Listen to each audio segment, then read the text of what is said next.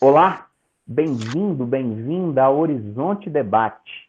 Esse que, sem modéstia, é o melhor programa de debates da TV aberta de Minas.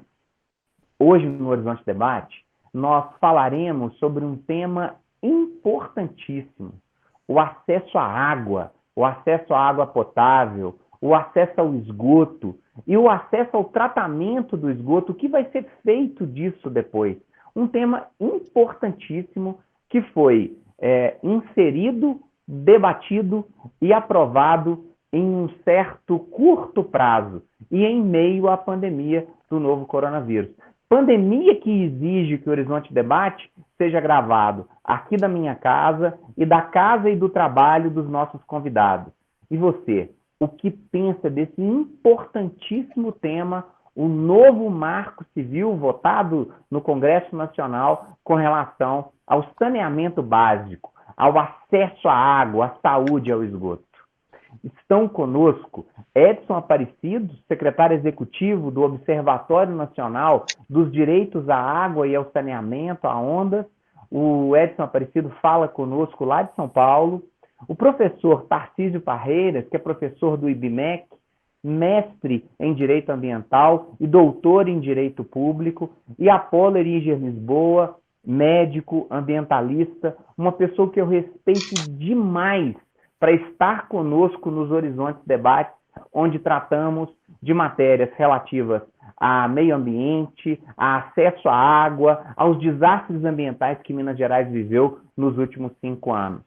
Seja você também, telespectador da TV Horizonte, bem-vindo, e através das redes sociais do Jairo Stacanelli e da TV Horizonte, interaja conosco com perguntas, com comentários, para que a gente possa atender a sua solicitação em meio a essa demanda enorme por temas e a necessidade de conversarmos sobre eles.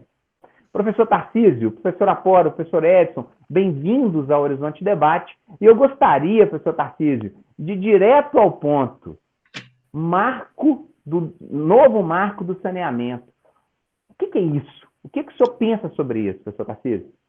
Bom, o que nós precisamos considerar, né, discutindo o sentido de existência de um marco regulatório, é que ele, estruturalmente, se presta a estabelecer o conjunto de regras e de leis que regulamentam ou pretendem regulamentar o funcionamento de setores que prestam serviços de utilidade pública.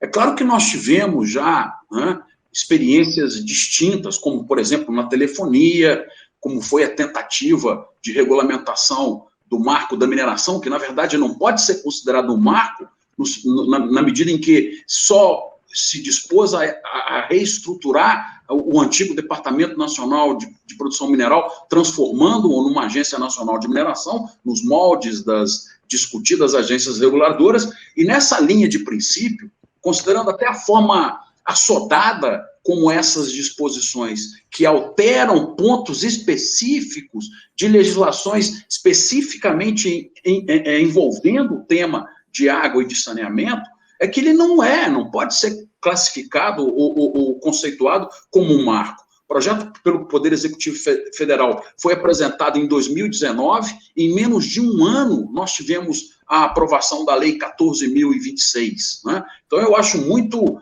preocupante estabelecermos como um marco regulatório essa tentativa de alterar de forma isolada pontos isolados da legislação já existente.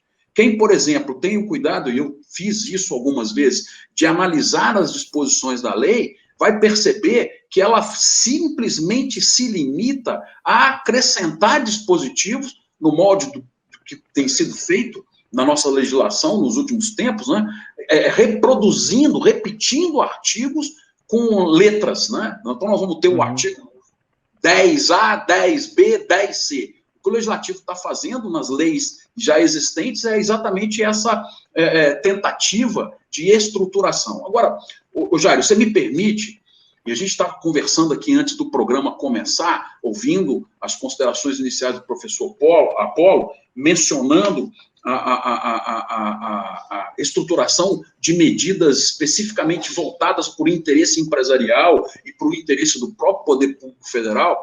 Eu acho que a gente tem que ter cuidado nessas normas, nessas regras que são estabelecidas para regulamentar serviços públicos. Né? Uhum. Na verdade, eu sou capaz de apostar, e o Edson aqui vai esclarecer essa minha dúvida, que não houve o envolvimento das entidades sociais e nem muito menos da academia, ou que a organização que ele representa pretende congregar, nas discussões dessas medidas.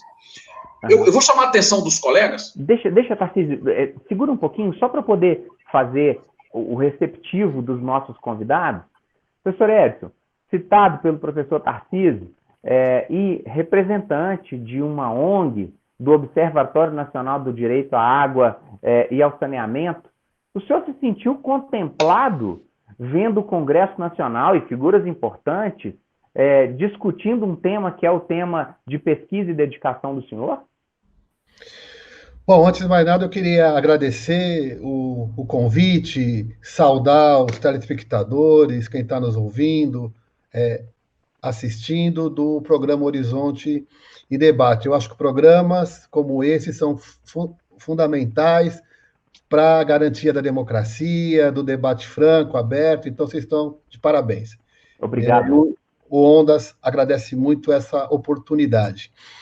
Quero também cumprimentar o professor Tarcísio, o professor Apolo, e dizer o seguinte: a aprovação desse projeto de lei, ela não nos contempla em absolutamente nada. Nós consideramos que aprovar um projeto dessa magnitude, com esse grau de importância em plena pandemia, foi um profundo equívoco dos congressistas brasileiros, né? Até porque nós estamos tratando de um tema que tem uma ligação direta com a necessidade das pessoas terem acesso à água, ao esgotamento sanitário, né? E que nós estamos assistindo na prática, né, uma coisa que parecia-nos óbvia, né, que as pessoas precisam ter água para lavar as mãos, né? E essa realidade, por incrível que pareça, ela ainda está distante ou dificultada para uma grande parcela da nossa população. Eu acho que nesse debate nosso, a gente precisa reconhecer o seguinte, Jairo. É verdade que os desafios para a universalização do acesso aos serviços de saneamento básico no Brasil, eles são muito grandes, sobretudo nas regiões norte e nordeste do país e também nas periferias das grandes cidades, nas favelas, nos morros, nas palafitas, nas vilas, né, nas ocupações, tá certo?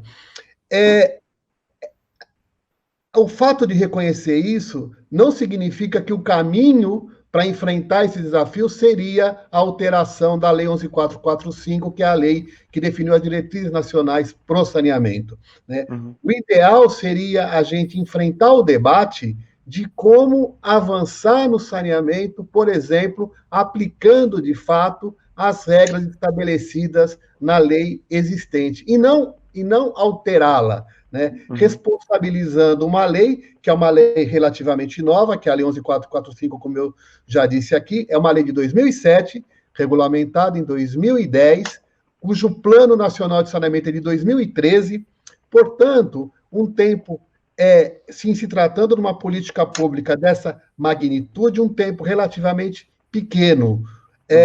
Ou seja, né, em vez da gente discutir os desafios para avançar no saneamento, no marco legal existente, nós responsabilizamos a lei para dizer que esse era o problema do saneamento no Brasil. Na nossa opinião, um grande equívoco. Professor Apolo, primeiro que é uma segurança muito grande minha transitar por caminhos novos quando a gente tem gente que a gente confia. Professor Tarcísio, professor Edson, professor Apolo já sabe disso. Eu sou psicólogo, meu mestrado foi no estudo de pastorais de saúde com grupos de ajuda mútua. Então, transitar por um caminho onde o meu paciente chega ao consultório inseguro, com dificuldade, eu quero dizer, professor Apolo, que é sempre uma alegria. Eu sei que eu posso acompanhar o meu paciente nesse percurso. É muito bom, professor Apolo, estar fazendo pela terceira vez um programa online e ter a presença do senhor para poder nos ajudar num tema que é um tema tão complexo, tema difícil. Como é que o senhor observou, professor Apolo, ao longo de março, abril, a discussão de um tema tão importante, mas que foi, opinião do Jairo, muito rápido? A palavra assodado, como o professor Tarcísio utilizou. Eu acho que foi a estratégia de passar a boiada. Eles aproveitaram a situação para passar a boiada em tudo, estão fazendo isso em tudo. Agora, por outro lado, nós não podemos negar a realidade do problema grave do saneamento no Brasil. Mas não se trata propriamente de saneamento, vamos dizer, saneamento básico. O saneamento, ele não pode ser visto como uma questão isolada do modelo de desenvolvimento econômico do país. Desde o ciclo da cana-de-açúcar, sobretudo em Pernambuco, né, que na época incluía Alagoas e parte da atual Bahia, porque Pernambuco foi punido, né, por suas atitudes contra o Império. Então, o que a gente observa é que os rios e as praias estavam todas poluídas pelo chorume, pela indústria da cana, pela produção, por falta de saneamento nas cidades. Os escravos julgavam os esgotos domésticos coletados em bacias na praia, né? Então, nós vemos que o desenvolvimento brasileiro, o crescimento econômico, ele se choca frontalmente com questões básicas do saneamento ambiental. A minha visão de saneamento é ecossistêmica. Eu não posso pensar a questão da água só do ponto de vista do ser humano. Nós temos que ter uma concepção de água única. A água que eu estou preocupado é a água para os animais beberem, os animais que estão na mata, que estão no meio rural. Onde que esses animais, os peixes, onde que eles vão beber água? Uhum. Eu não posso ter uma visão antropocêntrica, porque ela não atende à necessidade do próprio ser humano. O ser humano hoje está comendo e bebendo coisa que vem do interior para cá, mas que foi cuidado com o esgoto que a gente joga na cidade, está voltando para a nossa mesa, ainda mais enriquecido com agrotóxicos. Então, essa visão setorial do saneamento como um negócio de um determinado ministério, estimulado por pessoas que visam apenas seus negócios espúrios, muitas vezes. Eu estive vendo o entusiasmo e a euforia do Robson Andrade, presidente da CNI, da Confederação Nacional da Indústria. Eu conheço. É muito triste você ver o Brasil nessas mãos, nesse tipo de visão, uma falta de visão generosa do mundo, da evolução da humanidade. Claro que nós não vamos resolver o problema desse jeito. Nós não vamos melhorar a situação desse jeito. Perfeito. Nós precisamos de mudar completamente a situação atual. Mas eu não quero que a população, não acho que a população que vive em cortiço, em favela, em palafita, tem como ter saneamento. Isso tudo tem que mudar radicalmente. Perfeito. Eu acho que o Brasil tem que enfrentar as questões, os gaps que tem na sua própria história. Telespectador do Horizonte Debate, telespectadora do Horizonte Debate, você está convidado a ficar conosco. Professor Tarcísio, professor Apolo, professor Edson, todos três trazendo essa primeira tessitura de ideia de que saneamento básico envolve, sim, o seu direito à água, o seu direito ao saneamento, mas também envolve o que faremos com os rios, com os peixes, com os índios, com as pessoas, com a história desse nosso país. Fique conosco. Vamos para um breve intervalo. Até daqui a pouquinho.